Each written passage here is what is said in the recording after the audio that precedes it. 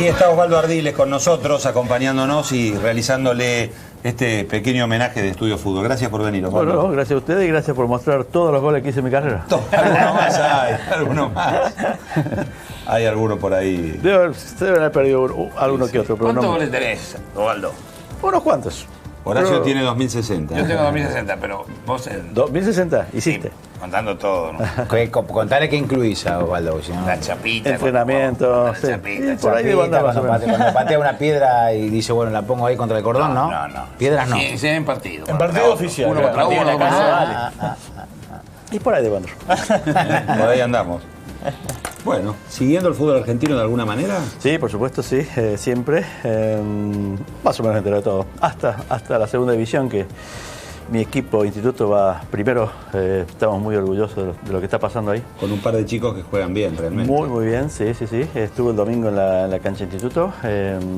Una fiesta realmente muy lindo, con lluvia, con viento, con frío.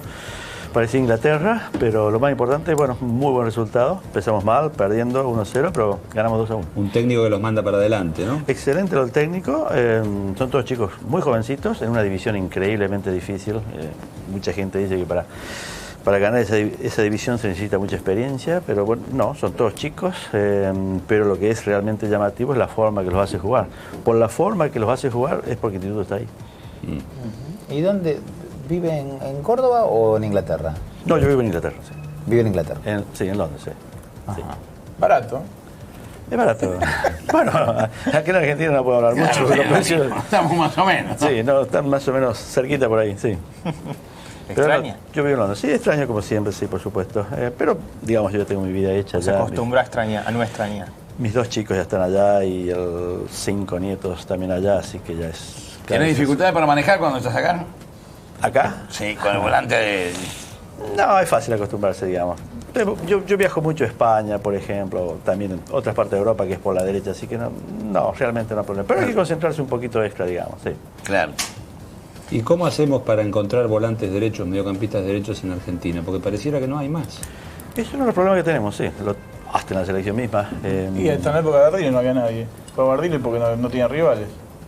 No había nadie, ni JJ, ni Brindisi. No había nada, sí. No, ni el Chino Benítez, no. El problema es un tema complicado en realidad para la selección. A mí me gustó, de todas las pruebas que hubo, el que más me gustó fue Gago, por ejemplo, que no es, por supuesto, no es 8-8, claro, digamos. Pero tiene cierta dinámica, le da cierta dinámica al equipo que fue muy interesante. Pero es uno de los problemas que tiene la selección, sí. ¿Augusto Fernández? Podría ser también, sí. Ese siempre hay nombres, pero tiene la estatura ya para jugar en la selección, para jugar al nivel de la selección que queremos. Argentina está teniendo problemas con la selección. En varios puestos, ¿no? No hay grandes defensores en este momento. Sí, el mediocampista por derecha es uno, pero en definitiva no es el más importante para nada. Defensa. Si uno tiene un equipo, el Real Madrid, por ejemplo, y bueno, no tiene defensores centrales, va y los compra. Pero a veces se da que en equipos nacionales, y de pronto te hace falta un centro forward. ¿Te acuerdas en 1982, la selección de Brasil, que para mí fue uno de los mejores equipos que vi en mi vida? Bueno, le faltaba un número 9. Serginho, ¿quién era el que jugaba? Serginho era, digamos, el uno, pero era al lado de los otros era muy limitado. Y bueno, a veces pasa. Y en este momento lo que pasa con la selección argentina es que sí, que nos faltan defensores de la calidad que tenemos del medio campo para adelante, ¿no? ¿Has tenido alguna relación con Sabela cuando él estuvo en Inglaterra?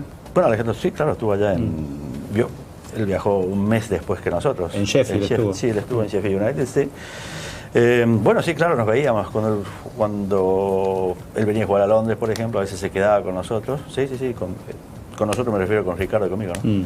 ¿Qué se dice en Inglaterra de todo este lío qué se sabe ahí de Tevez, esta situación? ¿Cómo es visto? Porque la verdad que ahora parece que se va al Milan. Al Milan. ¿No? Pero fue un momento bastante feo. Mira, Carlos Tevez era el jugador número 1, posiblemente de Inglaterra, al lado de Rooney, en mayo del año pasado. Era el símbolo de Manchester City, absolutamente idolatrado. Uno de los jugadores más queridos de Inglaterra. ¿Y cómo no lo vas a querer a Carlos? Porque inclusive cuando juega mal, él siempre juega para el equipo, él siempre corre y se tira los pies y trata de ganar la pelota. Totalmente idolatrado. Y a partir de ahí empezaron a andar mal las cosas. Empezaron a andar mal las cosas en el Manchester City, por ejemplo, porque Mancini trae un par de jugadores, un par de delanteros, entre ellos claramente obviamente el Kun Agüero, por ejemplo, y también empieza a tener problemas en la selección argentina. creo yo que Carlos no está bien asesorado, porque él estaba... El equipo número 1 del mundo hoy, y lejos, es el Barcelona. Y puede haber 2 o 3 equipos que en los próximos 3, 4 años le pueden hacer sombra, digamos. Uno de ellos es el Manchester City, por el tremendo poderío económico que tiene. Tiene, claro. Entonces, ¿qué equipo mejor, qué club mejor para estar que ese? Y entonces, bueno, se habla ahora del AC Milán, se habla del Paris Pero lo que pasa, Osvaldo, que por allí estamos hablando con alguien como usted, que decidió quedarse a vivir en Inglaterra, que construyó su vida allí. Él tiene la sensación de siempre tener cierta incomodidad, ¿no? Él plantea que cuando va su familia con el tema del idioma vive aislada y se queda en la casa y no sale, ¿no? Digo, por eso... Es cierto, sí, es cierto y es real. Nosotros al final, no, por supuesto, después de 3 o 4 años, no, pues moves, sabes dónde ir, etcétera. Al principio es bastante difícil. Pero Carlos ya venía con 2 o 3 años de Inglaterra. Y el fútbol ayuda cuando está jugando al nivel superlativo que él estaba jugando, por ejemplo. Eso ayuda muchísimo. Donde él va era figura, en fin. Pero claro, algo de eso había. Pero él tiene muchísimas dificultades con el idioma, no pudo aprender nada, ¿no? Y eso es un tema, un impedimento muy grande. También tiene problemas, sí, por supuesto. Pero juega muy bien al golf. Te he escuchado que está jugando muy bien al golf y en Inglaterra no va a conseguir mejores canchas que las que hay en Inglaterra. ¿Los hinchas dejaron de quererlo? ¿O sigue siendo...? Es que fue, desde el punto de vista inglés, lo que él supuestamente hizo, porque no está realmente comprobado, el negarse a jugar. Si eso fue realmente lo que pasó, en Inglaterra está increíblemente mal visto. Yo siempre digo que pasa mucho más de lo que nosotros conocemos, y hasta lo que ustedes conocen como periodistas, porque muchas veces pasa que el jugador, por determinadas razones, decide, bueno, no juego, o me planto, el famoso me planto, etcétera, etcétera. Que por supuesto no es justificable, pero a veces hay que entender cómo viene la carga psicológica, digamos. Y Carlos Tevez, claro, en mayo él se viene a Argentina de vacaciones y era el jugador número 1, ya te digo, entre los 2, 3 mejores de Inglaterra, con Rooney y quizás Fábregas, que en ese momento jugaba en Inglaterra, nadie más. En Manchester City el jugador fue el talismán, el que hizo el cambio, el empezar a pelearlo al Manchester United. Ustedes se acuerdan del poste grande en Manchester, que era una cachetada, digamos, al Manchester United. Era absolutamente todo. Y en un periodo muy corto de tiempo, él cambia eso. Y lo que claramente él pensaba, cuando el Manchester City empieza ganando todo, pero cuando me necesitan, él pensaba, me van a llamar a mí. Y claro, lo necesitaron contra el Bayern Múnich, lo quiso poner y dijo no. O no. Bueno, aparentemente eso fue lo que pasó. Pero, por otro lado, él ha perdido su lugar en la selección. Creo yo que, ya te digo, creo que está muy mal asesorado porque no podía encontrar un club mejor que Manchester City y también él tiene que empezar a jugar al fútbol. Ahora es más o menos un golfista profesional y no puede ser, tiene que ser, él es jugador de fútbol. Tiene que empezar a jugar al fútbol, tiene que volver a ese nivel que él tenía y recuperar el puesto en la selección, por ejemplo. ¿Y tiene vuelta atrás para los ingleses? No, hasta el último momento hubo mucha gente, yo incluido, que permanentemente trataba por los medios. Yo lo defendí muchísimo porque lo trataron increíblemente mal, quizás. Los medios. Totalmente. Exageradamente mal. Exageradamente. Pues, una de las cosas que pesa también es el hecho de que no es inglés. Si hubiera sido inglés no hubiera sido tratado tan mal, pero claro, todo se exacerbó, digamos. Pero yo hasta el último momento pensaba de que había una vuelta, sí. Y entre otros, el chairman, el dueño del club, el que pone todo el dinero, el príncipe de Qatar, que pone todo el dinero en Manchester City, que lo quiere muchísimo a Carlos Tevez. Él fue el que lo paró a Mancini con ciertas declaraciones, lo paró en una conferencia de prensa, no pudo hablar de Tevez, por ejemplo, para tratar de dejar una puerta abierta. Pero después Carlos se vino para acá y bueno, ya sé. Yo creo que no hay retorno ahora. No hay retorno. Recién hablamos, vamos a recorrer la campaña de Osvaldo Ardiles en la selección argentina, en el fútbol inglés. Por supuesto que ese momento de Huracán también fue irrepetible. Yo lo dije alguna vez y después no lo dije más porque algunos me miran de costado. El Huracán del 76 que yo vi... ¿73? No, del 76 para mí era mejor que el del 73. No lo voy a decir de nuevo por las dudas. Yo también lo digo, sí. Ah, bueno, me quedo tranquilo. Porque fue un equipo que sacó una diferencia gigantesca y que termina perdiendo el campeonato por aquel gol de Chino Benítez, que si lo practica creo que no le sale. Era un partido muy especial. En la cancha inundada. Un día de la lluvia. En la cancha de River, era un cuadrazo, ¿no? ¿Era mejor el del 76 por Fabri acá? Yo dije eso, sí. Bueno, claro, jugaba yo. Bueno, a ver, eran varios los jugadores que estaban del equipo del 73 también, ¿no? Sí. Estaba Houseman, estaba René, estaba La Rosa, Miguel Brindisi, La Rosa. Al Gordo le enseñamos a jugar, porque jugaba un poquito diferente cuando jugaba en el 66 que en el 63. Era muy buen equipo, sí, excelente. Era realmente un placer jugar ahí en ese equipo. Y en realidad, pero el 73 de Huracán, el 76 de Huracán, de alguna manera, en muchos sentidos lo que está haciendo el Barcelona ahora. digamos. El Barcelona lo está haciendo a un grado absolutamente Yo lo veo a usted superlativo. perfectamente jugando con la camiseta del Barcelona, hoy como mediocampista, con la dinámica que tenían en la década del 70. Digamos, el mismo estilo, por lo menos. Ese era el de estilo. mucha movilidad, cambiar la posición. Bueno, el estilo de César, de César Menotti, claro. Y después el gitano con nosotros en el 76. Básicamente tener la pelota. Es decir, éramos un poquito más... La idea nuestra era que si ganábamos la pelota y especialmente si la recuperábamos muy rápidamente, el tema era contragolpear inmediatamente, si podíamos. Ahora, si no podíamos porque el otro equipo se organizaba o estaban todos atrás de la pelota, que es lo que hacen todos los equipos, digamos, entonces ahí empezamos a tocarla y tenerla. Y bueno, eso es un poco lo que hace el Barcelona ahora, ¿no?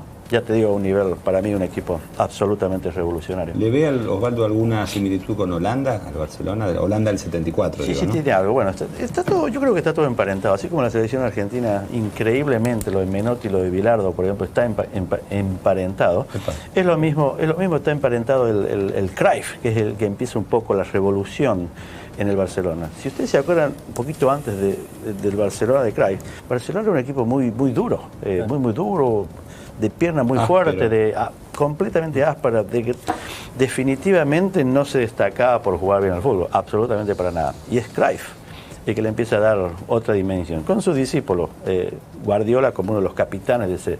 Rijkaard antes. Sí, Son todos discípulos de... sí.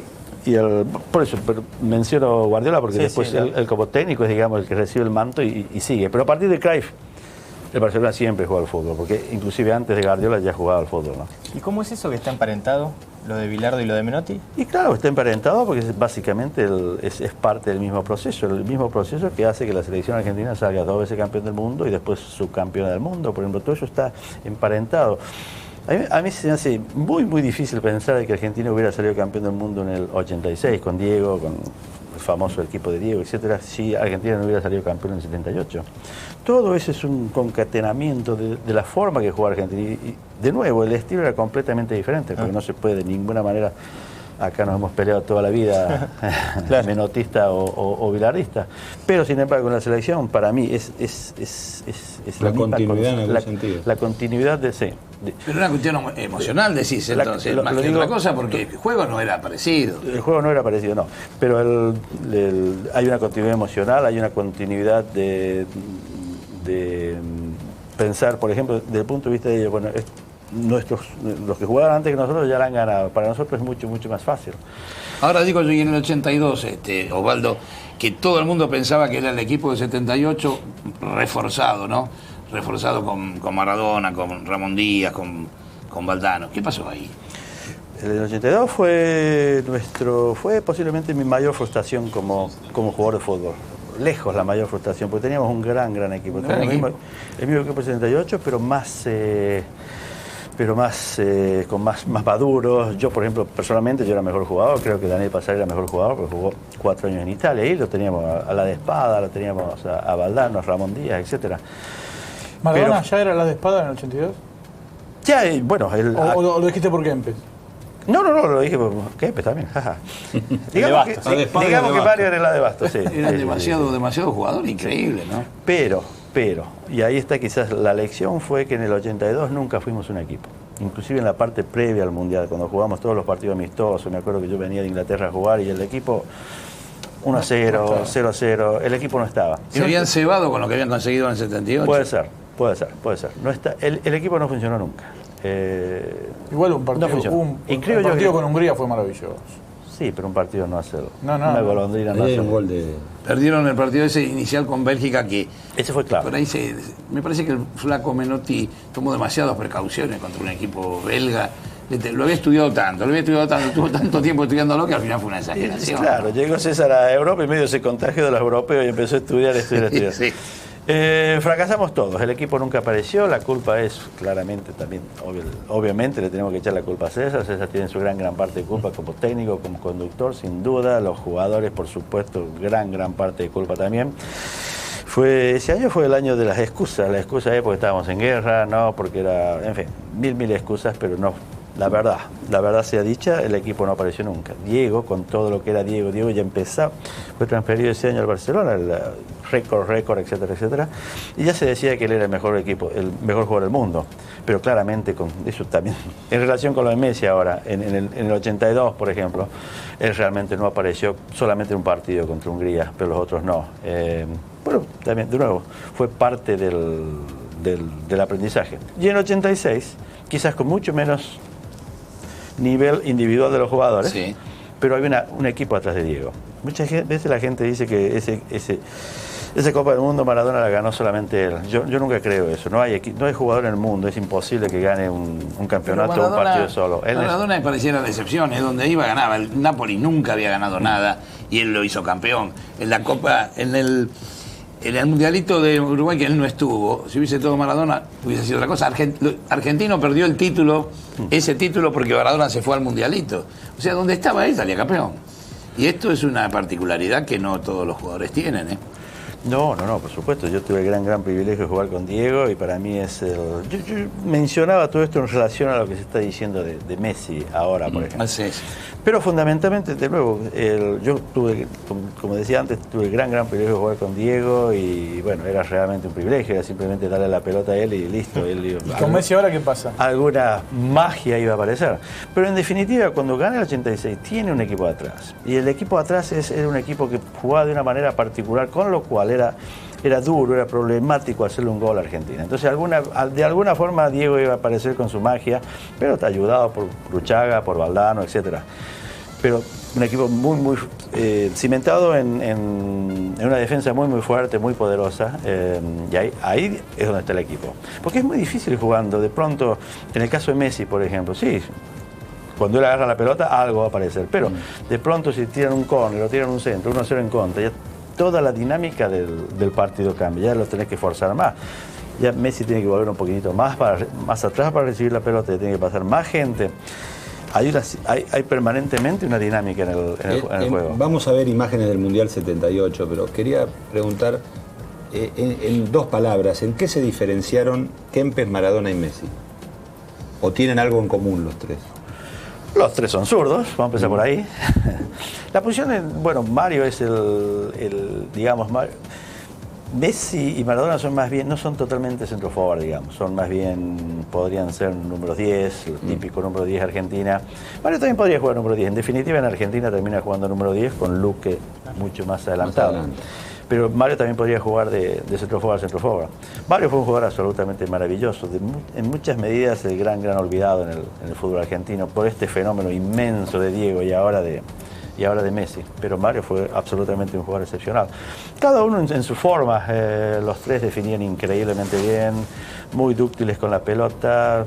De nuevo, el físico era muy diferente entre Mario y los otros dos. Claro, más potencia tenía. En el caso de Messi y Maradona son un calco, básicamente, son increíblemente parecidos, son zurditos, chiquititos, habilidosos, la forma que juegan, hace cualquier cosa con la pelota, sí. Bueno, vamos a ver imágenes del Mundial del 78. Empezamos.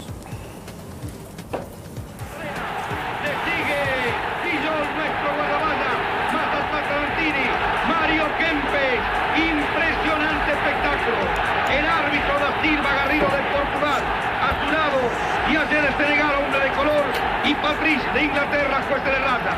La ejecución de los himnos y los papelitos todavía en este magnífico marco. Partido con Hungría. El debut. Va a poner en juego solo sigue el número 9. ¿Qué se sentía, Osvaldo? Increíblemente nerviosos estábamos. Yo nunca estuve en un partido en el cual estamos tan nerviosos, mucho más que la final, por ejemplo. Iban 10, 15, porque apenas vos tocas la primera pelota ya todo pasa, digamos, ya empezás a jugar y ya te soltás, digamos. Pero ese partido eran 10, 15 minutos y estábamos muy nerviosos. La pelota nos pesaba. Era como una brasa caliente, sí. Y tan así que ellos se pusieron, para hacerla peor, ellos se pusieron en ventaja. En ventaja 1-0. Pegó mucho Hungría ese partido, ¿eh? Bueno, sí, pegó mucho. Habíamos jugado antes 2 veces, una vez en Argentina que le habían ganado 5-1, creo que fue el debut de Diego. Sí, el debut de Diego, en la cancha de Boca. Sí, medio tipo baile, digamos. Y también le habíamos ganado allá en Hungría, o sea, ellos venían con mucho miedo con respecto a nosotros. Osvaldo para el equipo titular y Diego jugaba para el suplente, digamos. Y entonces era como 10, él andaba permanentemente por donde yo andaba, digamos. con lo cual de alguna manera yo lo marcaba. Y todos los días era así algo diferente, era verlo crecer a él, él era realmente espectacular. ¿Vos hubiese dejado en el plantel, Osvaldo? Viéndolo ahora así para atrás, sí, Claro, lo que pasa es que ahora cambia la perspectiva. Sí, sí, yo digo que no hubo una protesta popular cuando Maradona salió. No. Nadie lloró su salida. Y menos ser el campeón del equipo. Claro. Pero al la confección principio de la lista. Es increíble, porque Diego hubiera sido el jugador más joven de toda la historia. Claro. Definitivamente hubiera jugado, porque César empieza a tener problemas claros con el número 10, con Valencia primero, después con... Bueno, hubiera sido campeón posiblemente 2 veces. Hubiera sido Maradona. Sí, pero no era el Maradona que después fue. No, Pero fíjate, claramente no. estás diciendo tenía problemas con los 10, ¿no? Estaba Villa, estaba Valencia, Sí. estaba Alonso. ¿Qué jugadores había? Y ¿no? seguía teniendo problemas con los 10. Sí. Termina jugando Mario en la final de 10. Sí. Por eso te digo, claramente Diego no era el jugador. Era un jugador increíblemente habilidoso. en ese tiempo. Estamos viendo el partido con Francia ahora, un equipo muy duro que jugaba bien. Sí.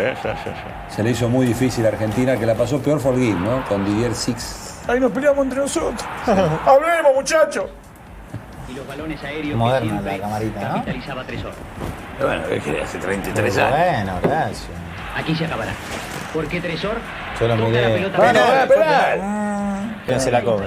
Pero ahí está. Pero el tema de la intencionalidad de la mano, que es la discusión que siempre existe. Entonces vos podés. Claro, es criterio del Si árbitro. vos ponés la mano así como estás bueno. defendiendo, por ejemplo, no es tu intención pegar la mano, pero de alguna manera te estás aprovechando. Ese siempre más o menos. Ahí llega el empate, el fusilamiento de Platini, ¿es? ¿Te patea? Sí. Platini, Así sí. fructuosa la Terrible. Un pibe que jugaba más o menos bien también. Mira la gente muerte frío. Y el gol terrible de Luque. No se ordena, pero se muestra Sí, fiel. me acuerdo. Yo le doy la pelota a Luque y espero la pared. Ahí está. Y cuando no me la devuelva, Y no te la... yo me quedo insultando a Alonso.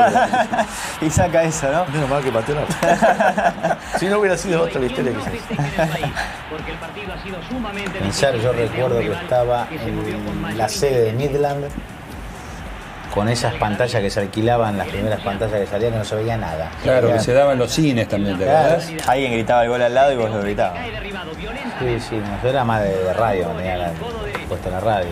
Yo dije que nadie Ahí lloró. se lastima Luque. Yo dije que nadie lloró cuando Maradona salió de la selección. Acá hay un amigo, Roberto Leiro, me dice, sí, yo lloré. Este es hincha argentino junior, ¿no? Pegado al tórax, Sí, lo de Luque también fue absolutamente remarcable. Le pasaron todo en ese momento. Tuvo esa lesión increíble que si hubiera sido, si lo hubiera estado jugando en un campeonato normal, digamos, no ni por casualidad hubiera seguido jugando, ni hubiera seguido jugando los 3, 4. El brazo prácticamente es increíblemente difícil. Y sin embargo, fue uno de los jugadores más importantes. Sí, es cierto. Gran equipo Italia, ¿no? En ese sentido. Italia era un gran equipo, muy duro, durísimo. Italia nunca ha sido mi equipo favorito, digamos. Claro, estamos un poquito en la vereda opuesta futbolísticamente, el famoso catenaccio y todo eso. Cancha de centrales, esto ya jugando con Polonia. El primer gol de Mario Kempes. Polonia que venía con la gran campaña del 74, la base de ese equipo, ¿no? Sí, claro, yo no. y la mejor jugada de Camiseta sí. Argentina. Ortiz. Ortiz. Camiseta, la medalla está guardada en un banco de Inglaterra porque vale mucho dinero eso ya, en todo lo que sea memorabilia. Ustedes lo saben, allá vale increíble una firma de Diego, Menotti cuando la copa mucho, ya mucho era dinero. argentina, Y entonces yo la tenía así en mi casa y la mostraba ahí iba cualquiera, iba sin sorpresa. un obrero a arreglar la ventana, lo que sea, me quería no me acá está. Y después me dijeron, mira, no. Así que hace mucho que está en el banco. Ricardo fue lo mismo, Ricardo le iba la lleva en la mano, como así.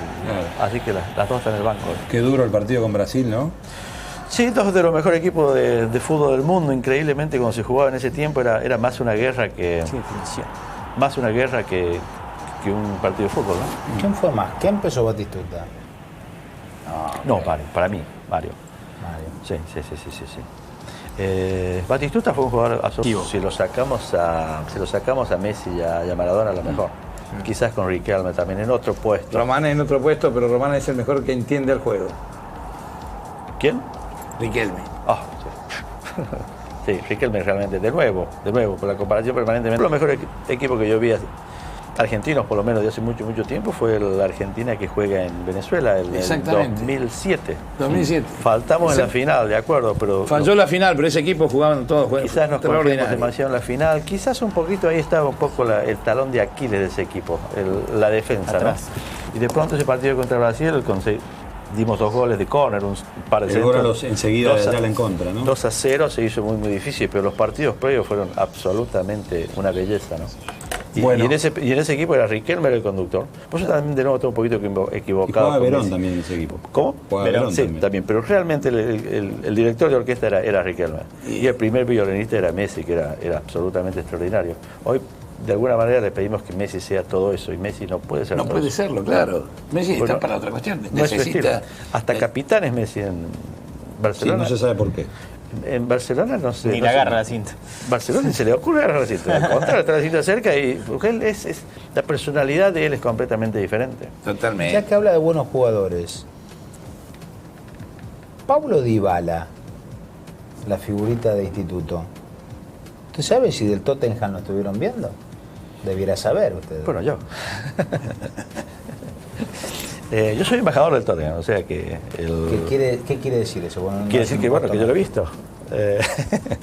Disculpe, creo no se que me incomodo con la pregunta. No, para nada. Creo que es un jugador con muchísimas condiciones, con un jugador para futuro. No está hoy para jugar en Inglaterra. Inglaterra es muy difícil ya.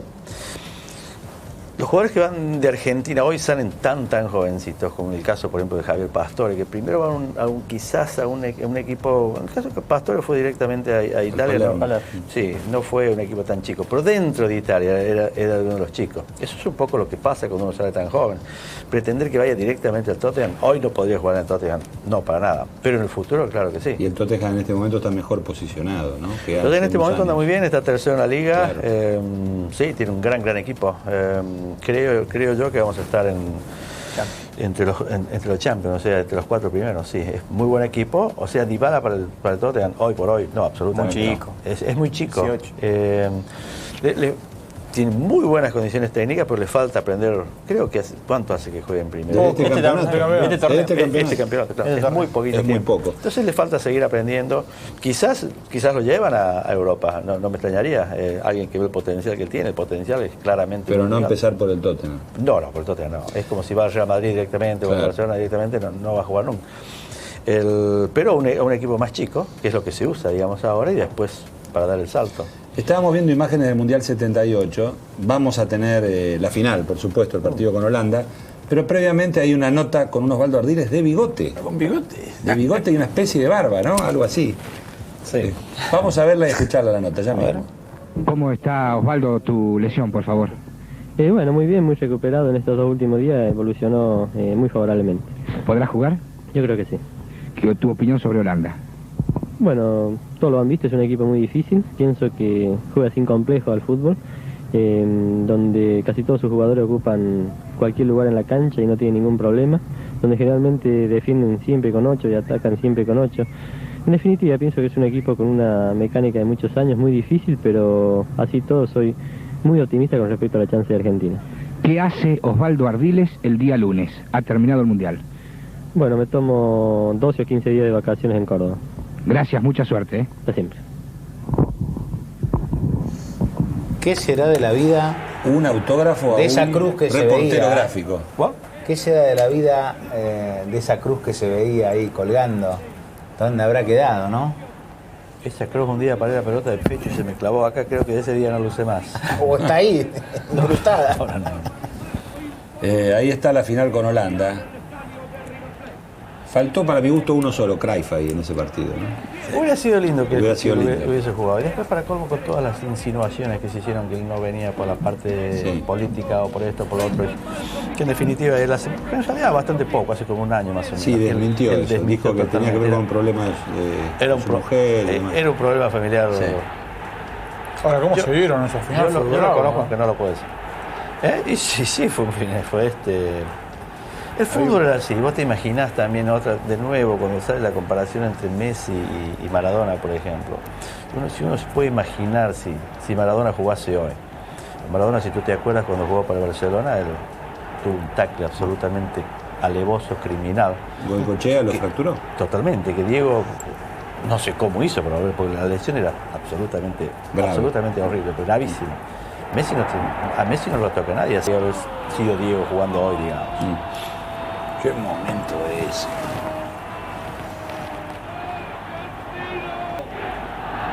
Y ese tiro en el palo al final del partido. El empate de Naninga. Naninga fue, ¿no? Naninga. Cabezazo, ahí está. Culpa del gordo Omar La Rosa, lo pueden... me hago cargo. Pero jugó bien, Omar. Estoy de frente. Ahí está La Rosa con el 12 festejando. Tarantín. Todo había terminado. Palpitábamos, sí, el sentir de todos. Estábamos satisfechos por haber devuelto tanto afecto con este triunfo y vivíamos inconscientemente quizás la posibilidad de colocar a nuestro país entre los mejores del mundo. Los festejos de la gente y un campeonato. Claro, cuadrilleta de moda como ahora, ¿eh? Claro, absolutamente. El Pato. Granjero, el Pato, ¿no? El Pato, absolutamente, sí, increíble. Argentina cambia a partir de ahí. Argentina a partir de ahí, antes de ahí éramos siempre, digamos, campeones morales. Sí.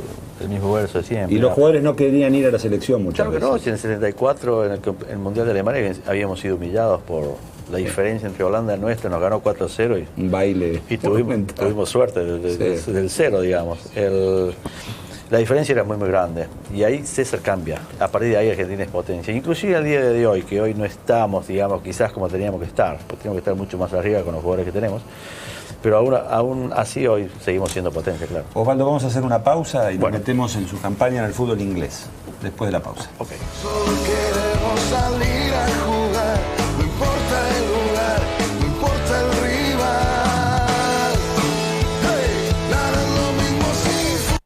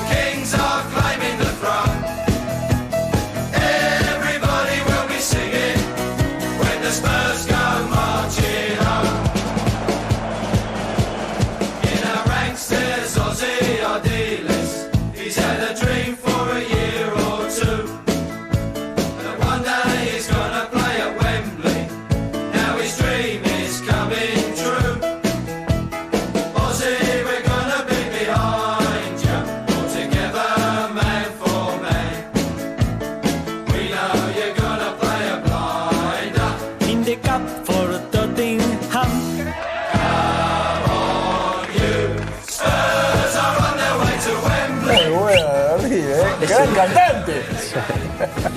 Ese disco, ¿cómo fue eso? La semana previa a jugar, esa era la semana previa a jugar en la final 1981 de Manchester City, que Ricardo hace ese gol tan lindo. Entonces la semana previa, digamos, cada equipo que esté en la final hace un disco. Nosotros hicimos ese disco y ese disco, aunque te parezca mentira, estuvo cuarto en toda Inglaterra por esa semana. Y en Londres estuvo número 1 en el ranking. Así que en esa semana le ganamos a John Lennon, Paul McCartney, Elton John, etc. ¿No había ningún hincha, ningún músico de rock conocido, hincha del Tottenham? Sí, bueno, sí, ahí hay mucha gente. El Tottenham tiene mucha... la farándula, digamos, inglesa es muy seguidora del fútbol, les encanta. Por ejemplo, Eric Clapton, Paul McCartney. Eric Clapton es hincha del West Bromwich. Yo era yo tuve por eso él iba ahí. Yo fui manager del West Brom antes de ir al Tottenham. Sí. Claro. Elton John, ni hablar. Elton John tuvo un club de fútbol, el Watford. El Watford, sí. Claro. Sí. Watford es ahí un poquito cerquita, ¿no? Cerquita. Un suburbio de Londres, cerquita de donde vivo yo. Sí.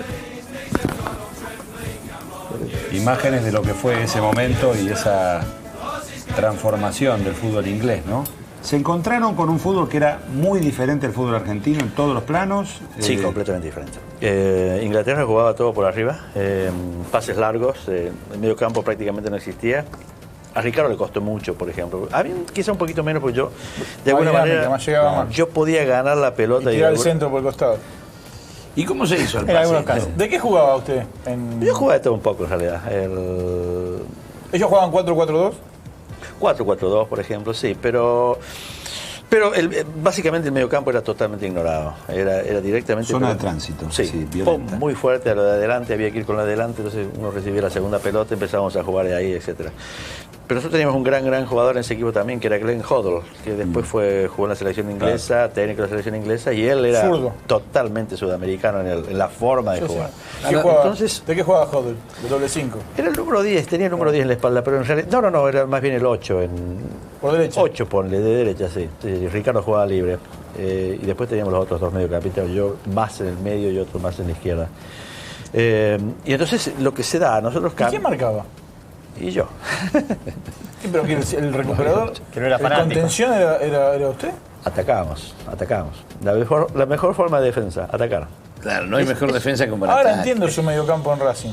Esa era un poco la idea. No, pará, ahí lo tenía a Bastía, que era... Sí, pero después todo para adelante, ¿eh? Claro, pero un poquito a la brasileña, digamos. La brasileña defienden los dos centrales y el 5. Siempre el 5... Brasil en 1970, Clodoaldo, él se quedaba así, pero los otros sí jugaban. El ex Brasil, ¿eh? Ahora Brasil lo archivó. Totalmente de acuerdo, sí. Sí, Brasil está atravesando una crisis, quizás Osvaldo, tan grande como la nuestra. Vos decías que no habían comprado jugadores, bueno, cuando fueron ustedes, ellos jugaban solamente jugadores británicos, ¿no? Sí. ¿Y cómo se hizo el pase? ¿Cómo fue que se hizo el pase de ustedes? Bueno, después del Mundial había ido a Córdoba y cayó el técnico del Tottenham, que se llamaba Keith Burkinshaw, se llama, porque todavía está vivo, no lo quiero matar, y vino acá a Buenos Aires, me habla amigo Osvaldo de Santi, que era el presidente de Huracán en ese tiempo, sí.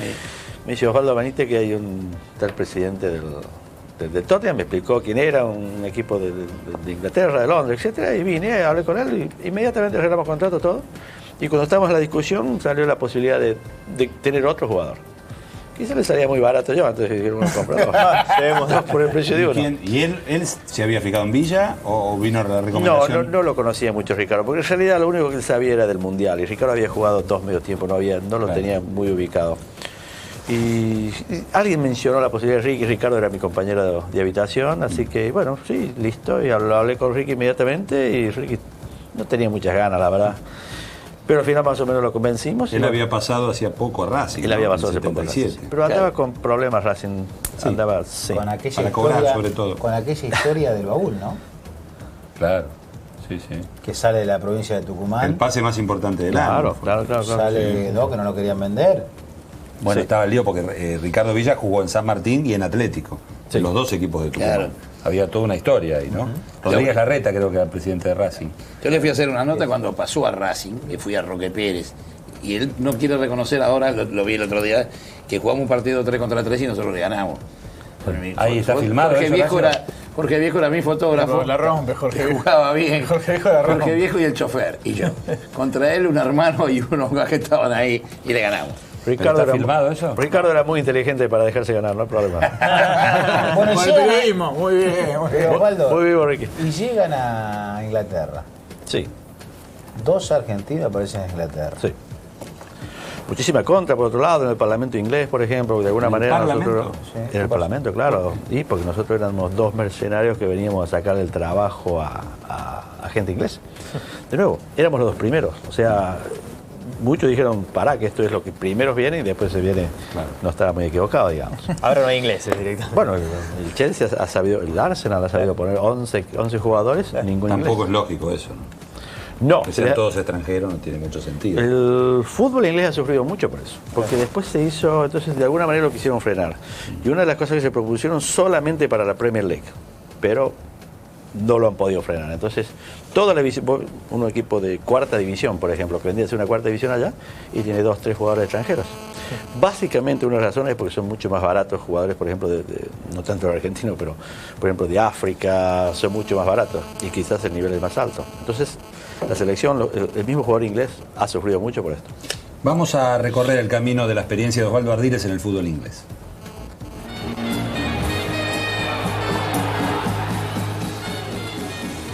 ¿Vos sabías algo de inglés, Osvaldo, o no? Yo había estudiado, sí. Yo había estudiado 7 años más o menos antes de ir para allá. Pero yo creía que sabía inglés, pero podía leer un diario, por ejemplo, pero cuando me hablaban no entendía absolutamente nada.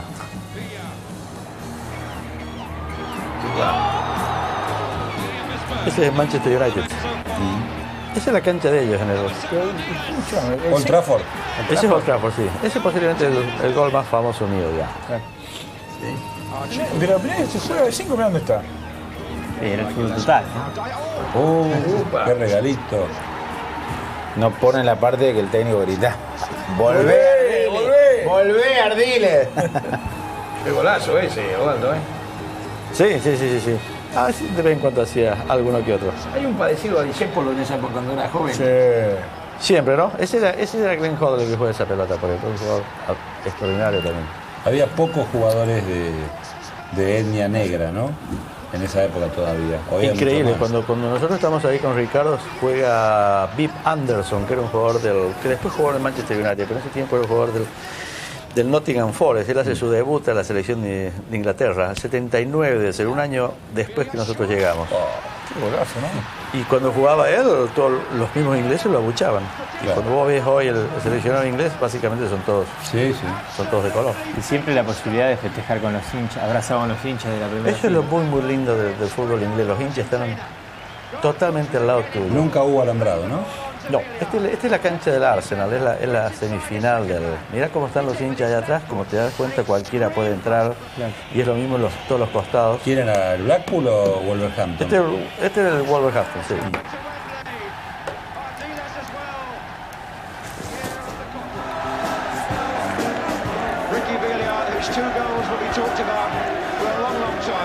¿Qué copa es esa? Esa es la Copa de Inglaterra, que en ese momento era la copa más increíblemente importante. Si vos le preguntabas a un inglés si quería ganar esta copa o quería ganar el campeonato, por ejemplo, todos decían esta copa. Fundamentalmente porque era una de las finales era en Wembley, y esta es la copa más antigua del mundo. Y si no jugabas en la selección era prácticamente imposible jugar en Wembley. Ahora lo están abriendo un poco más, hay semifinales y cosas así, pero... Claro, porque los equipos de Londres tienen sus canchas. Claro, sí. No, jugás en Wembley muy fácilmente, digamos. Y el trato de los rivales, usted marca que hasta en el Parlamento hubo quejas, ¿los rivales se lo hacían sentir, que era extranjero? Claro, el Gordon Taylor, que todavía está, que es el número 1 de los jugadores profesionales, que lejos es la asociación más poderosa del mundo en cuanto a... Que habló sobre este tema de Tevez, se pronunció totalmente, lo defendió. Sí, lo defendió. Él al principio era totalmente en contra nuestra, y después no, después nos aceptaron. Y entonces ahora sí, todo el mundo, los jugadores extranjeros. Yo después fui miembro, por ejemplo, de los jugadores profesionales. Cuando ocurrió, Osvaldo, la guerra de Malvinas, ya había otros extranjeros en Inglaterra, ¿no? Sí. Hubiera sido duro, me imagino, si hubiesen estado ustedes dos solos. Un poquito a través un poquito del éxito nuestro. Inmediatamente empiezan a traer jugadores. Y básicamente, sobre todo en la Premier League, lo más arriba de todo, cada equipo tenía por lo menos uno, ya.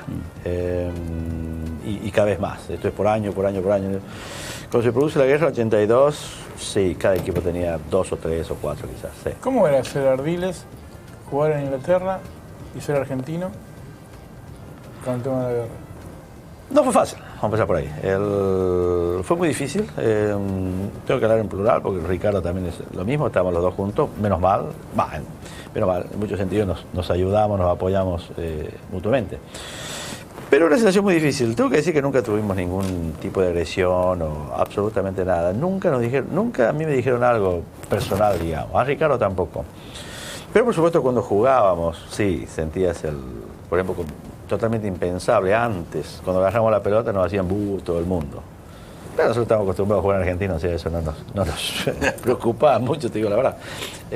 Al contrario, era como un reconocimiento, era de alguna manera una forma de querer ponernos, que nos jugáramos bien, digamos. O sea, en definitiva era como un reconocimiento.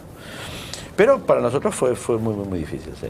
Muy difícil con la prensa, con los medios, por ejemplo. Yo no podía ganar, porque me preguntaban, ¿qué te gusta Inglaterra? Y decía, bueno, me gusta el golf, entonces ya era pro inglés. ¿Qué te gusta de Argentina? Me gustan los bifes, que siempre había dicho cosas así, por ejemplo, sos pro argentino. Entonces siempre había un juego, las dos medias, digamos, la media inglesa y la media de acá fueron difíciles, claro que sí. Muy salvajes, sí. Y cuando hay una guerra siempre lo que primero se olvida o se pierde es la verdad, digamos. Decían cualquier cosa. Reportajes míos, reportajes de mi familia. ¿Inventaron reportajes? De mis compañeros, por ejemplo, que nunca existieron, por supuesto. Era un diario inglés, salió en primera plana. Vendría a ser el diario número 1, vendría a ser el Crónica de acá, el diario más popular de Sun, sí. Salió de que yo iba a pelear contra los ingleses, porque claro, que yo iba a pelear contra los ingleses, que yo iba a matar ingleses. Partían del hecho, como yo hice el servicio militar acá, claramente yo era un reservista, con lo cual, teóricamente yo podría haber sido llamado a combatir. Entonces, a través de eso hicieron toda esa historia, digamos, de que yo iba a ir a matar ingleses. Fue muy duro, muy duro, sí. ¿Y por qué la decisión de quedarse en Inglaterra y no, por ejemplo, estar en otro lugar de Europa si has jugado en otro lugar de Europa? Inmediatamente, entonces, cuando termina yo vengo acá para prepararme para la Copa del Mundo 82. Después, y ahí es cuando realmente empieza la guerra. Vamos a España y ahí es cuando termina la guerra, digamos. Claro, ustedes ven la rendición argentina en España, claro. En España, sí. Y yo no vuelvo a Inglaterra entonces. No vuelvo y cuando quiero volver no me dejan entrar. Entonces, antes ya, a partir de todas esas cosas, permanentemente decía que no jugaba más en Inglaterra, me iba. Y eso fue lo que le comuniqué al club. Pero el club no quería saber absolutamente nada. Y al final se llegó a un acuerdo, digamos, el acuerdo fue que iba a préstamo al Paris Saint-Germain por un año sin opción, sin absolutamente nada. Un año y volvía para el Tottenham. Y eso fue un poquito lo que pasó al final. Fui a Francia, pero en Paris Saint-Germain, que era un fútbol, en realidad, comparándolo con Inglaterra, de segunda división, digamos. Hoy está mucho más equiparado, en ese tiempo la diferencia era muy grande. Pero jugué muy mal, mi mente estaba la mente siempre domina el cuerpo, sin ningún lugar a duda. Jugaba tan mal que yo no podía creer que podía jugar tan mal. ¿Y por qué, Osvaldo? ¿Qué le pasaba? Y mentalmente estaba destruido, digamos. Los dos países a los que yo quería estaban en guerra con problemas inmensos, digamos, muertos de un lado, del otro lado. Increíble, yo sentía cada muerte como...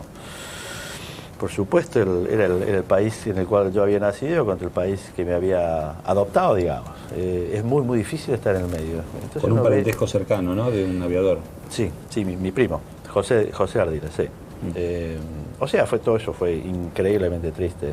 Y entonces mi mente estaba muy difícil concentrarme, digamos, en el fútbol. En definitiva, pasó el año y, bueno, volví a Inglaterra. ¿Y la cosa estaba más tranquila ya? Sí, por supuesto, ya no había el buca que agarraba las heridas, no, sí había, sí. Las heridas se estaban cicatrizando y cada vez se fueron cicatrizando más. Ricardo estaba en Inglaterra, ese año él se queda allí, que para él, pienso yo, que fue, bueno, seguro, fue mucho más difícil. Y bueno, de alguna manera nosotros pensábamos con Ricardo que éramos un poco el puente que tenía que haber entre los países hasta que se restablecieran las relaciones, que fueron de a poco, digamos. Al principio no había embajador, después empezó a haber embajador, en fin. Eventualmente pasaron a ser mucho más normales de lo que eran en ese entonces. Vamos a hacer una última pausa y cerramos la charla con Osvaldo Ardiles. Ya mismo. Solo queremos salir a jugar, no importa el lugar, no importa el rival. Hey. Bueno, yo quisiera saludar a mi mamá si es posible. Mijo, ¿cómo está Lalito? ¿Cómo andas? ¿Andan bien todos? Bien, mijo, muy bien. Papá te manda un beso grande y un abrazo. Lo mismo tuyo y mi Guillermo. Bueno, mandale un abrazo grande a todos, un beso grande para todos. Bueno, Lalito, mucha suerte. Gracias. Do I gather there was a nickname at the beginning of that? Did I get that right? Yes, my name is called me Lalito. Lalito? Oh, that's a new one we got. Lalito.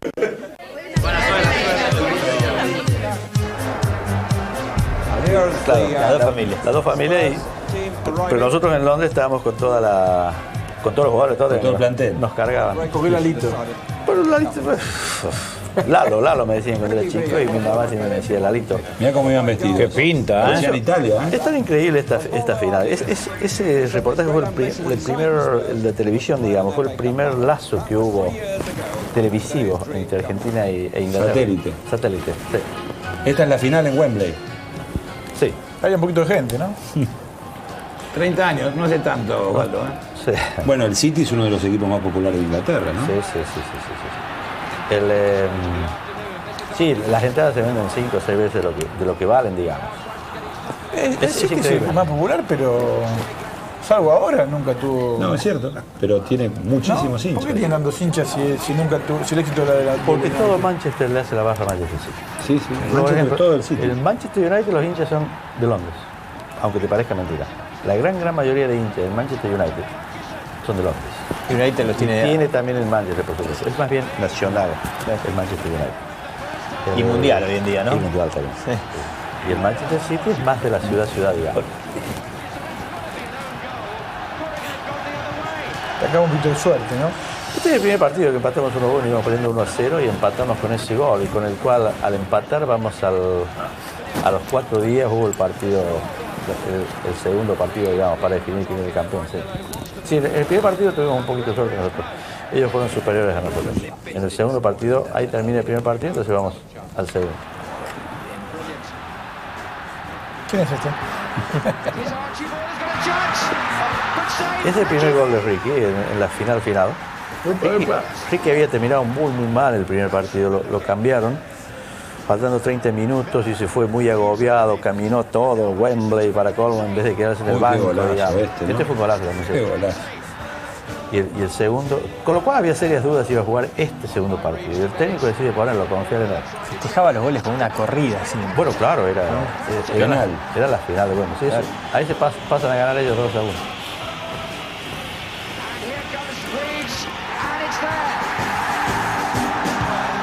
Ahí faltaban 3.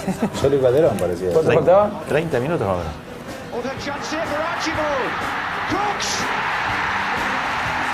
Sí, es el 2-2.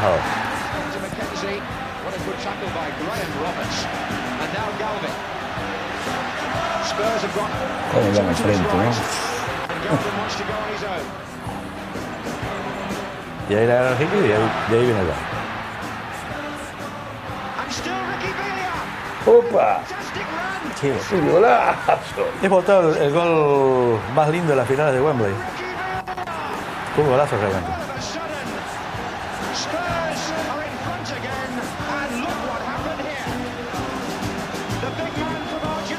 Nadie esperaba que Ricardo diera tanta vuelta. Dos enganches, Hasta nosotros claro, ya lo estábamos insultando que no pateamos. Patea una vez. Patea una vez, claro. Ahí, listo. No, ahí. Y ahí entraba, creo que Ardiles entraba, ¿no? A la puerta de área. No, yo no le No, de lejos, esa de lejos. Era un minuto 90 por ahí, así que ya estaba. No llegaba ahí tan lejos.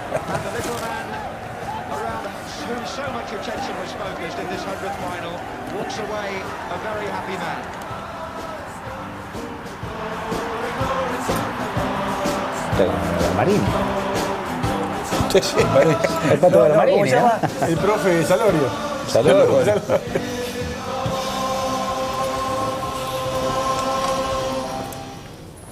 Un momento particular, ¿no? Diferente. Me van a hacer llorar ustedes con tantas fotos y Imágenes. ¿Quedan ganas de seguir jugando al fútbol? Claro, sí, siempre. Desgraciadamente no puedo por las rodillas, todo eso, pero... ¿Qué pasó en la rodilla? No, bueno, mucho fútbol, entonces muchas operaciones. La última fue con la grande, cuando estuve en Racing dirigiendo. Yo fui a Londres en Navidad, porque me operó la persona que me operaba tanto. Y me hizo una rodilla totalmente nueva. ¿Ah, sí? Con lo cual, bárbaro, no me duele nada, pero jugar, no, imposible. Pero jugar era todo en realidad. Nosotros que estamos ahora como técnicos, en realidad es un sustituto porque no podemos jugar más al fútbol. Jugar era absolutamente lo máximo. Claro. ¿Y dirigir dónde te gustaría dirigir ahora, Osvaldo? Oh, me encantaría dirigir. Ese es mi trabajo. Yo estoy haciendo, tengo muchas cosas vinculadas al fútbol. Un poquito el trabajo de ustedes hago también con la Liga Española. Yo te vi allá en Sí, entre otras Qatar. cosas. ¿Dónde estuvimos? ¿Qatar? ¿No era eso? En Qatar estuvimos, sí.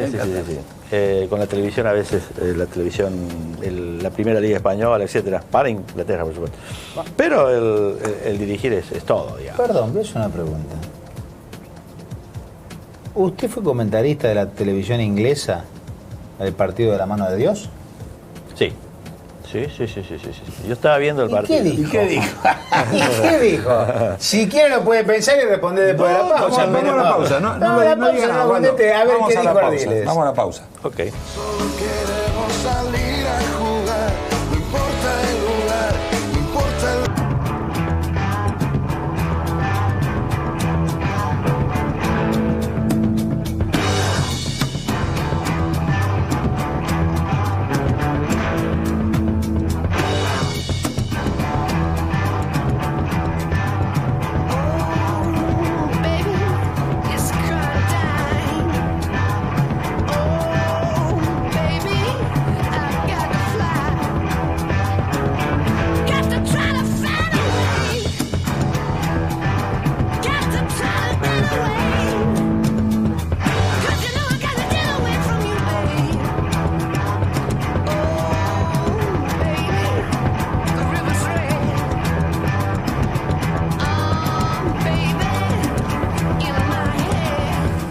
Bueno, ¿cuándo fue el retiro del fútbol? ¿En qué año?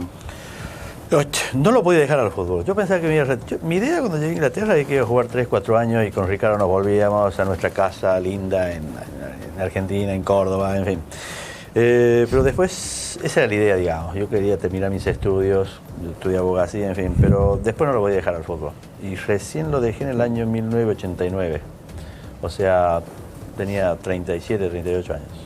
Perdón, quedó la respuesta señor de ese Ardiles, comentarista. fue comentarista de la televisión inglesa en ese partido de la mano de Dios. Absolutamente, yo lo estaba comentando el partido y cuando se produce el gol, cuando la veo, yo obviamente gol, muy contento, todo, y no veo nada malo, está todo perfecto. Lo veo la segunda vez y también sigue siendo perfecto. En la tercera vez me llama la atención, yo tenía 2 compañeros. ¿El relator qué decía? No vio nada. ¿No vio? No, nadie vio nada. Ni Shilton. En la tercera vez me llama muchísimo la atención que Glenn Hoddle, que era el número 10, y Chris Waddle, que eran compañeros míos, que nunca protestaban nada, los dos se le van encima al referir diciéndole algo. Entonces yo inmediatamente pensé en offside, porque Diego cuando recibe la pelota, pero por otro lado no, el que había pasado la pelota para atrás era Kenny Sampson, era el número 3 inglés, entonces no podía ser offside. Y es en la cuarta toma, que es del costado, digamos, que se ve clarito la mano de Diego. Y bueno, claro, ¿qué voy a decir? Que fue mano, claro. ¿Y en el otro gol? Y el otro gol fue el gol más lindo que vi en mi vida, absolutamente genial. Sí, por todo lo que significaba el partido, por el escenario en el cual se jugó, Copa del Mundo, por todo, y por el jugador que lo hizo. La manera de jugar de los ingleses, este apego a determinadas reglas hizo que no lo bajaran a Diego, es decir, Diego no le podría haber hecho ese gol a los argentinos, por ejemplo. Si lo analicé, yo lo he visto muchas veces. Cuando él gana la pelota, está entre Glenn Hoddle y Peter Reid, y él se les escapa a los dos, que desde el punto de vista técnico, de habilidad, esa es la mejor parte, digamos. Él se lo saca de encima y empieza a correr. Ninguno de ellos los alcanza, ninguno de ellos le puede hacer full. El único que le puede hacer full es Terry Fenwick, cuando él va entrando al área. Pero Terry Fenwick tenía tarjeta amarilla, entonces él pensaba, si lo toco... Digamos, si le toca a Terry hoy o Ferdinand, hubiera sido diferente. Sí. Así que él medio como le hace la magia y medio como lo deja pasar. Él es el único que tiene la posibilidad. Los otros no estaban cerca de Diego, ¿no? Bueno, hay una imagen que tiene que ver con su despedida del Tottenham y con la presencia también de alguien que algo conocía de fútbol. A ver.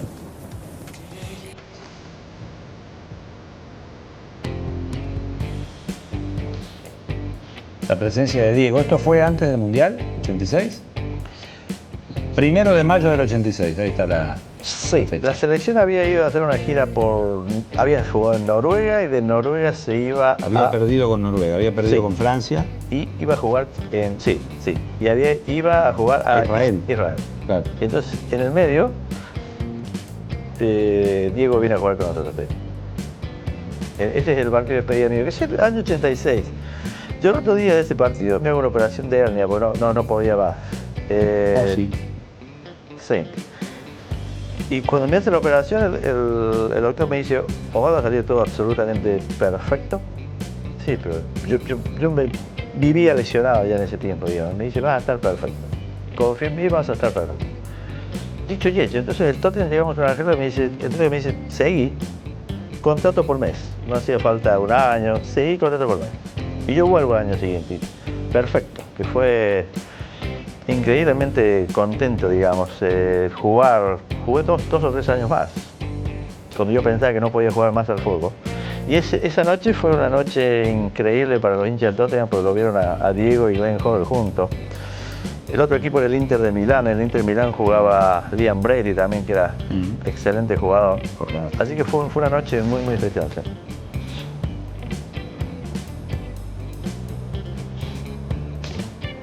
Sí, no, Diego era absolutamente extraordinario.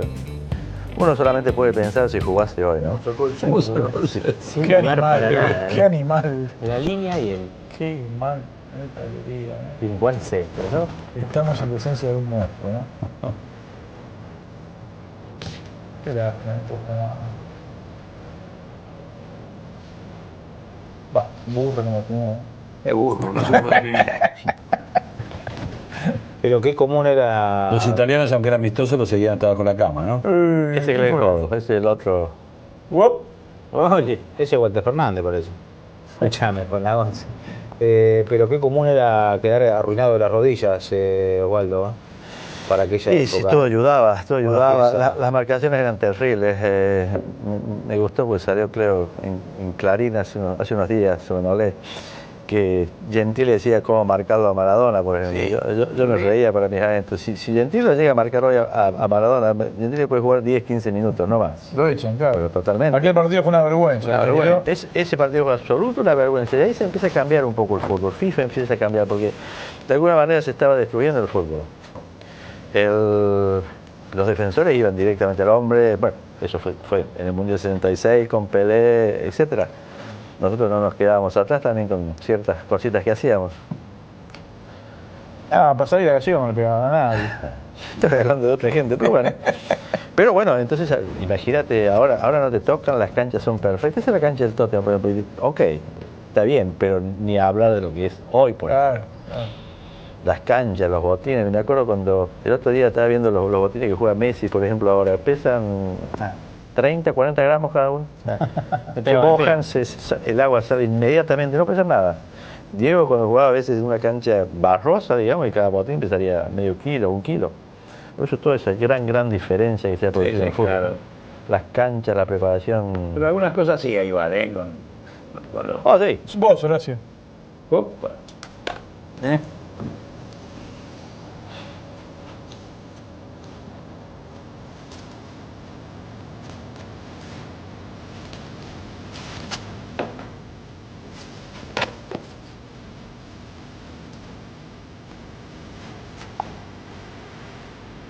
Opa. No sabían los hinchas que estaban en la cancha que 2 meses después iba a venir ese gol, ¿no? Ese gol de Inglaterra. Sí, fue recibido, obviamente, Diego ya era Diego, fue increíble, sí. Una noche bárbara. ¿Hay regalitos? Primero hay regalos. La ropa de Novent. Muchas gracias. Las gafas de para llevar a Inglaterra, muy bien. Sí, gracias. Muy bien allí. Esta es la fábrica de pelotas de Belleville, donde nació Mario Kempes, justamente. Muy bien. ¿No? ¿O estoy loco? ¿No? Mario nació en Belleville. Sí. Dale más. Belleville, Dale más. Belleville, Fraile Muerto era antes del cambio de nombre. Y con la firma de Mario. Con su nombre, Osvaldo, la pelota de Tiento, que es el homenaje que hacemos aquí en Estudio Fútbol habitualmente a aquellos que hicieron grande al fútbol argentino. Bueno, muchas gracias. Y con la firma de Kempes, así que mejor todavía. Completito. Muy bien. Muchas gracias por haber venido. Muchísimas gracias. Muchas gracias. Muy gracias. Hasta ojalá podamos verlo dirigiendo, ¿no? Esperemos. Vamos pronto. a ver. Gracias. En algún lugar del mundo, no importa dónde. Acá mejor todavía. Acá piden en Racing. Acá piden en Racing. Dejamos ahí mejor.